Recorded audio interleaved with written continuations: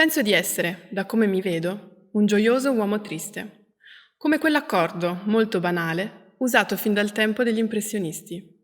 Minore con una settima minore. Questo disse Wojciech Kilar nel 1996.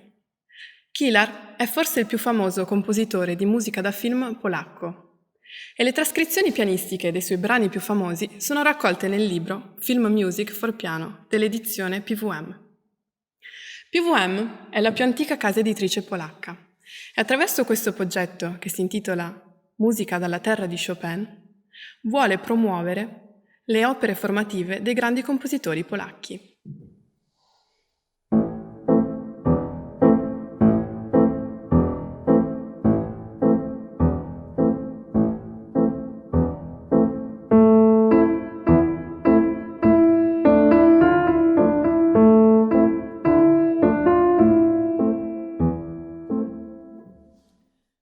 Wojciech Kilar nacque nel 1932 e crebbe in un ambiente in cui la musica era considerata un elemento fondamentale, assieme all'amore per l'arte e per il teatro. Fin da subito, nelle sue composizioni, rivelò la sua importante cifra stilistica. Era molto attaccato alla tradizione classica, ma non mancava mai di inserire una sua impronta, molto drammatica ed espressiva.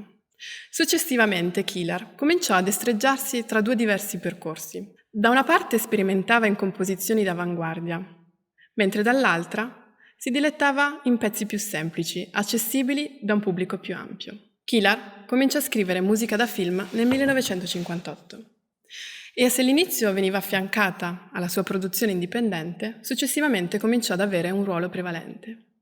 I registi, polacchi e stranieri, apprezzavano sempre di più la sua musica, per il suo fascino intrinseco, le belle melodie, le suggestive orchestrazioni, e perché si prestava ad accompagnare il momento rappresentato sulla pellicola. Nonostante Kilar faccia uso di mezzi tecnici molto semplici, quasi minimali, l'impatto espressivo è fortissimo.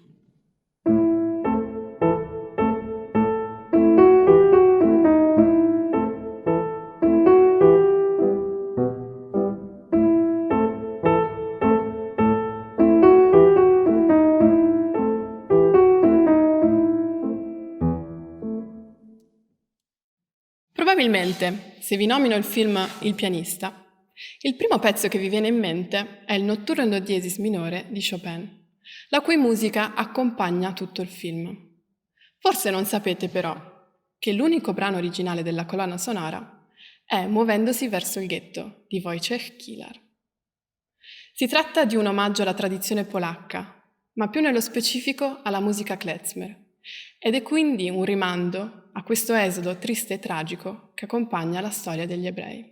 La trascrizione per pianoforte di questo brano non richiede un livello di preparazione avanzato, ma nella sua semplicità riesce a dare completa soddisfazione a chi suona e chi ascolta.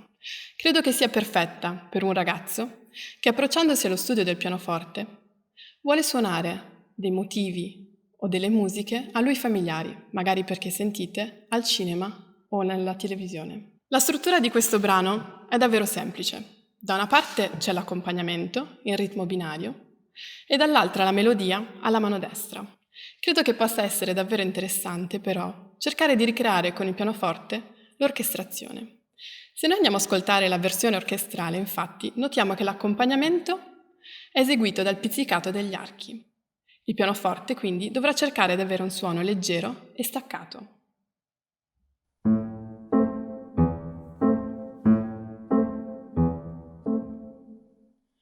La melodia, invece, è eseguita dal clarinetto, che quindi avrà un suono più vellotato, legato e cantabile.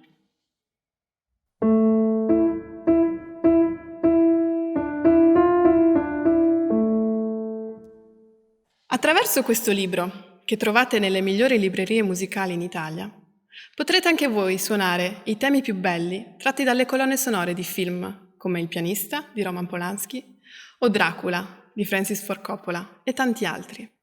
Sono trascrizioni semplici, ma che mantengono la ricchezza del linguaggio di Kilar. E potrete divertirvi anche voi a imitare i suoni dell'orchestra.